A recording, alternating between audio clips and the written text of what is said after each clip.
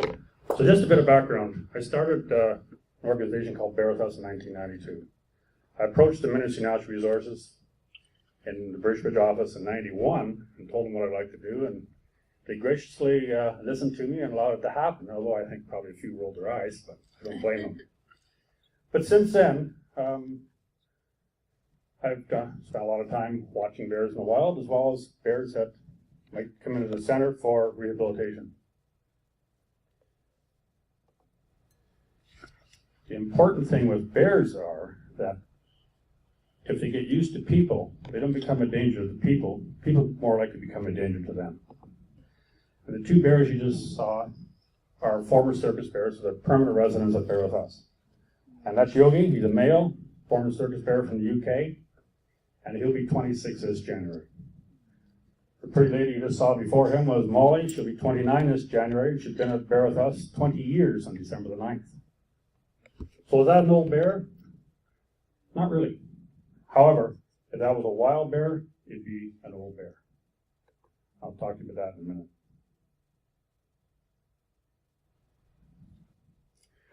So over the years, the enclosure has been made and moved back into a forested area where there's no chance of human activity interfering with the orphan bear cubs to make them complacent or used to humans or people in general.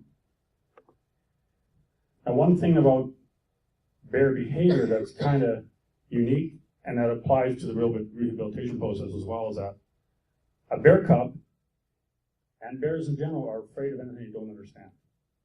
So if they don't know what it is, they tend to run. And a mother bear with her cubs, if they see another bear, the cubs will tend to run or climb a tree.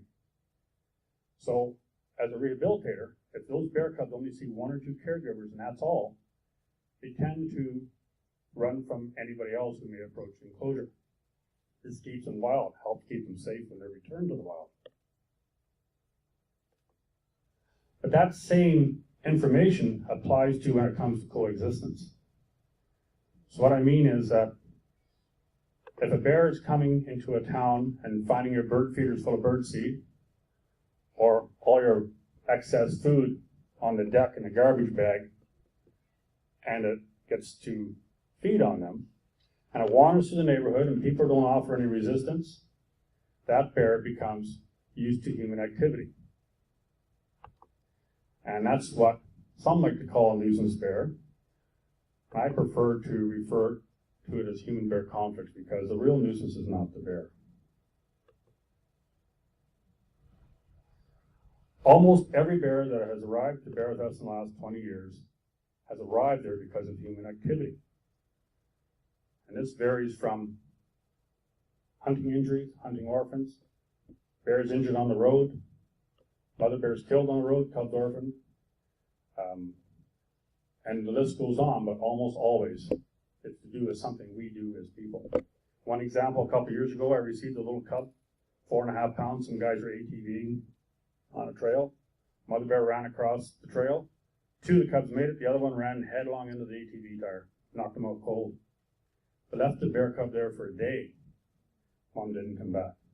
Why didn't she come back? Because bears are so afraid of people in general that the mother bear will keep on going rather than come back and risk herself or the rest of her family with all the human activity because it's ATVs and people buzzing around there full time. So these men picked up the bear cub and met me on the road. The interesting part of the story is too for some is that both these guys are bear hunters. But out of season, they didn't want to see this cub perish on the trail.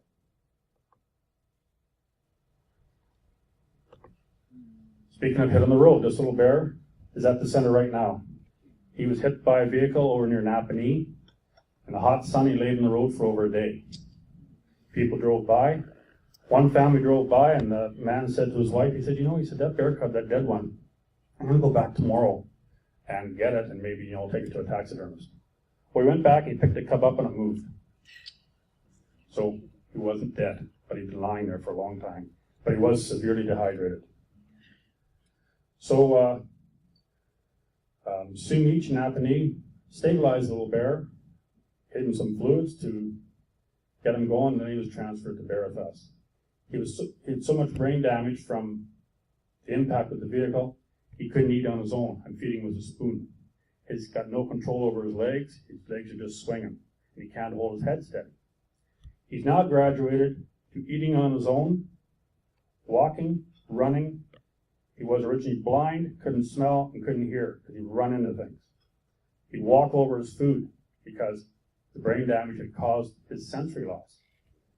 He has his eyesight back somewhat, his sense of smell is still impaired, and his hearing is definitely very good. And his motor abilities, which were severely impaired to begin with, are now good. So there's really no reason, if he keeps progressing the way he has, this little cub's not going to be a wild bear again next June or July.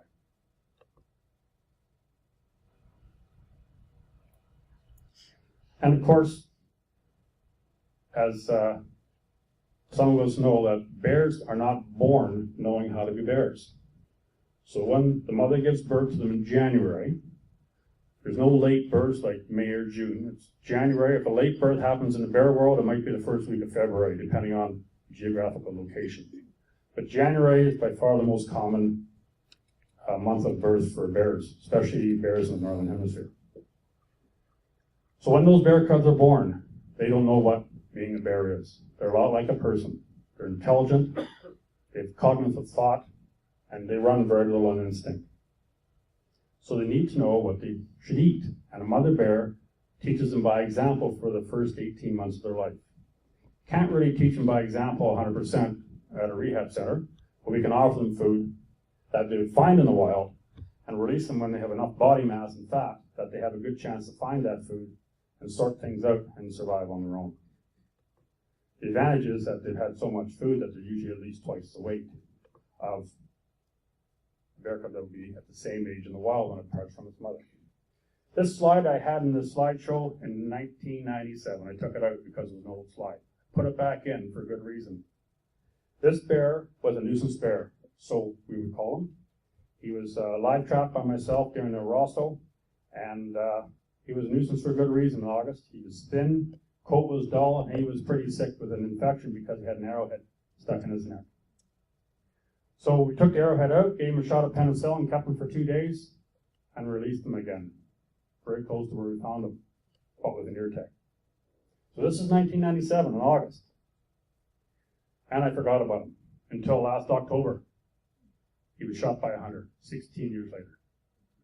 So this bear was a large bear when he was live trapped in 97. 16 years later, he was shot by a hunter. The difference is he's still a big bear, quite a large bear according to the M&R personnel I talked to, but old age had worn his teeth down. So that's a sign that he's an old bear, but he's in good shape. So unfortunately, he didn't really live to die of old age. And according to Dr. Lynn Rogers in Minnesota, 97% of the bears are shot by hunters. Another 1 to 2% are either killed as nuisances by roadkill or poached. So maybe 1.5% may die of old age. And it's probably not a whole lot different in Ontario. Last year in Minnesota, in July, a female bear who'd been radio collared since she was a young bear died of natural causes at the age of 39 and a half. So it gives you an idea how long they can live without human interference. And a whole lot of luck, because where do you go now without finding human interference? Because we're kind of everywhere, aren't we? So if a bear is in your yard, he's not there for fun. He's there because he's thinking he's going to find something to eat. He's not there because he wants to meet you either. Actually, he'd rather not. If he's in your yard, there's a reason for it. So, it's up to the people who live in bear habitat to figure out what that reason is. Is it a compost pile with eggs and meat products in it? Could be. If that's the case, that should be stopped. Are the bird feeders full? They shouldn't be there anyway in the summertime. And I talked to some people who put their bird feeders away at night. Well, that's kind of infuriating because to the bear with his nose being so good, and they say, it's many times better than a bloodhound, about 100 times better than ours. That bird feeder that was emptied of sunflower seed in the evening, so the bears wouldn't come and get it, still smells full because of the sunflower seed until the bear checks it out. Very similar to if you're camping in bear country, you put empty chocolate bar wrappers in your pocket and go to sleep in your tent. That chocolate bar wrapper even smells better than a chocolate bar that's wrapped up because until the bear checks it out, by going in your tent and checking your pockets, it's full.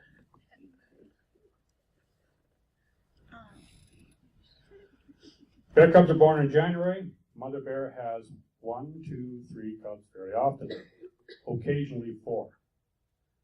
When food is scarce and there's enough rain, bears resort to vegetarians like they were in the spring. This video was taken in August. She's eating grass, like a herbivore, but she's not. Oddly enough, bears are classified as carnivores, but they're not that either. They're really omnivores. They're like us. But again, it tastes good, which is why we sometimes get in conflict with them. So, another myth, don't get between a mother black bear and her cubs. You're in trouble. And it's a wise idea not to do it on purpose. But if you do get between a mother bear and her cubs by accident, it's not the end of the world. She's not Godzilla. And matter of fact, a mother bear has never killed somebody in defense of her cubs. Black bears have attacked people in defense of their cubs and bitten them, slapped them, maybe knocked them down to remove the perceived threat. But the other interesting stat is that over 50% of those black bear attacks have involved dogs off leash. So the dog, in many cases, off leash is a primary cause. And why is that? When you're walking your dog in bear country and he's off leash and he sees a bear, he's going to run after that bear. And quite often dogs get deaf at that time, right? And they chase something. And if the dog harasses the bear long enough, the bear's going to get ticked off and chase the dog. Where's the dog going to go? Right back to the person. So if you see signs of bear poop with berries in them, or you're walking in a trail that there's a lot of raspberries or berries on the trail, the best way is to keep your dog on the leash for that time. And that'll eliminate a lot of these minor attacks. When I say a lot of them is very, very rare. When a bear stands on its hind legs, it's not dangerous, it's not threatening, it's not aggressive, just wants to get a better look at you to figure out what you are. And usually, they stand up, see you, figure you out, and then run. But this pose, notice this bear has her lips puckered out like she's going to kiss somebody. She's not going to kiss. She's not happy because there's something too close to her, making her feel very uneasy. And what she did was rush towards that thing that made her feel uneasy and stomp the ground and rip up those little branches that were in between her legs and snorted and chomped her jaws and then retreated. In this case, it was a dog.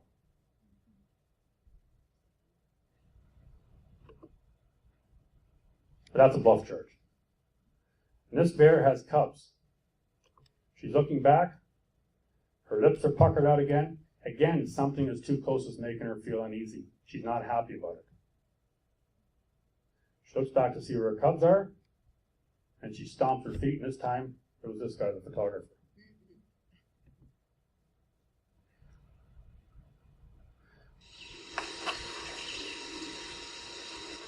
Bears have a lot of different vocalizations. They clack their teeth when they're uneasy. They snort, stomp the ground with their paws. And in North America, since 1900, a bear that displays this type of behavior has never ever attacked a person. So, unfortunately, a lot of people who get involved, even the authorities, deem this an aggressive bear, and they kill it or dispatch it, whatever you want to call it. And unfortunately, that's not the case. Of the 7 people killed in Ontario since 1900 by 4 different bears, there's none of this characterization or posturing. Most of the attacks are ambush. And Dr. Rogers says your chance of meeting a bear that's abnormal enough to attack a person and kill him is 1 in a million. I don't know who the actuary was, but the same bear scientist says that your chance of meeting a person who's going to kill is 1 in 16,000. So I know for sure that at home, for 20 years, I'm a lot safer with the bears. So I just hope I get home okay.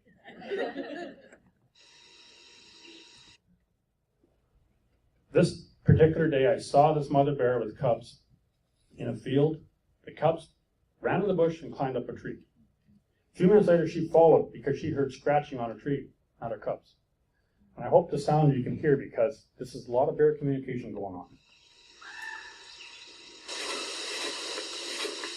That's why she went in the bush. This bear's up the tree. But she didn't see where her cubs went, so she's looking up the top of every tree, sniffing the ground to try and find their scent to where the cubs went. I'm sitting down in there with a Panasonic video camera zoomed into full, but she knows I'm there. And she does know where her cubs are. That was for me. Even though I'm there, she doesn't want me there because she wants to find her cubs. And here's the reason for all the commotion. This is another bear, and she's clacking her jaws at me because I'm standing down below taking video of her. And she's very nervous and very upset because of my presence.